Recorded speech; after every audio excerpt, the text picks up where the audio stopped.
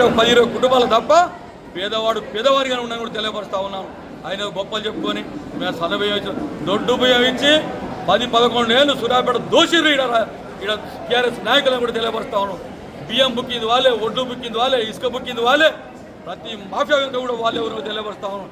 ఈ ప్రాంతంలో ఆనాడు ఎస్ఆర్ఎస్పీ కాల్వ దామోదర్ రెడ్డి గారు, ఆనాడు 1986లో బిఎన్ రెడ్డి గారు ఎంపీ గారు ఉన్న సందర్భంలో చంద్రబాబు నాయుడు గారు ఇక్కడ ముఖ్యమంత్రిగా వచ్చి భీమిరెడ్డి నరసింహారెడ్డి పార్లమెంటు సభ్యులు గారు కోరిక మేరకు నేను ప్రగతి నగర్లో ఒక 1500 కోట్లతోటి నేను ఇక్కడ శంకుస్థాపన చేసి శ్రమదానంతో మేము ఎస్ఆర్ఎస్పీ కాలువ తీసుకొస్తామని చెప్పి ప్రగల్భాలు పోయినారు.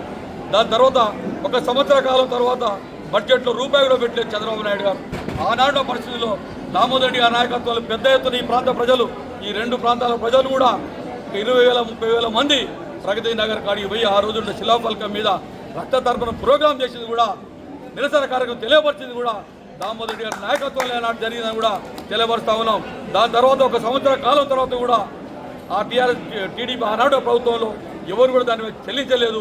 దాని తర్వాత 1987-88 కాలంలో ఈ సూర్యాపేటలో 5 లక్షల మందిని ఆనాడు వైఎస్ రాజశేఖర రెడ్డి గారు పిసిసి అధ్యక్షుడిగా ఉంటే తెలంగాణ విద్రోహ దినోత్సవం పేరు మీద 5 లక్షల మందిని సమీకరించి ఇక్కడ పెద్ద ఎత్తున ప్రోగ్రాం కూడా దామోదర్ గారు చేయడం జరిగిందని కూడా నిరసనకారులు చేయడం తెలియపరుస్తా ఉన్నాను.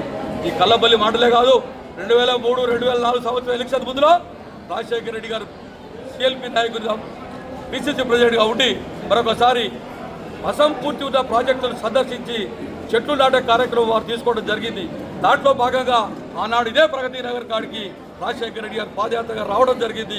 ఆనాడు కూడా దామోదర్ రెడ్డి గారు రాజశేఖర రెడ్డి గారితో ఈ శిలాఫలకం పక్కన ఇంకొక శిలాఫలకం వేసిండు.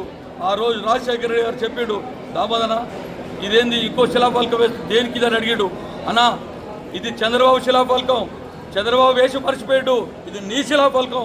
రాబోయే కాంగ్రెస్ పార్టీ ప్రభుత్వంలో టైం బౌండ్ ప్రోగ్రాం పెట్టి ఈ మాకు ఎస్ఆర్ఎస్పీ ఈ గోదావరి జలాలు తీసుకురావాలని చెప్పి కృతనిశ్చయంతో దామోదర్ రెడ్డి గారు ఆనాడు నిర్ణయం తీసుకొని ఇచ్చి కూడా రాబోయే ప్రభుత్వంలో నాకు మంత్రి పదవి అవసరం లేదు, నా ప్రాంతానికి సస్యశాలం కావాలంటే ఏదైతే ఎస్ఆర్ఎస్పీ 2వ దశ రావాల్సిందే అని చెప్పి టైం బౌండ్ ప్రోగ్రాం పెట్టి 2.5 సంవత్సరాల్లో ఈ జలయజ్ఞం కార్యక్రమంలో భాగంగా మొట్టమొదటిగా దీన్ని తీసుకొని ఈ ప్రాంతం మొత్తం కూడా కాలువలు తవ్వించిన ఘనత కూడా కాంగ్రెస్ పార్టీ ప్రభుత్వం దామోదర్ రెడ్డి గారు తప్ప వీళ్ళు ఎవరు కాదని కూడా చెప్తా ఉన్నాను. ఇవాళ జగదీశ్వర రెడ్డి గారు ఇంకా కూర్చున్న కొంతమంది నాయకులు ఉన్నారు, వాళ్ళు కూడా ఆ రోజు ఈ కాలువలు తవ్వితే మొదటిసారి నీళ్ళు వచ్చినప్పుడు ఇదే దుబ్బతండ కాలువలో గుండు కొట్టుకున్న నాయకులు వాళ్ళు ఏమో తిరుగుతా ఉన్నారు.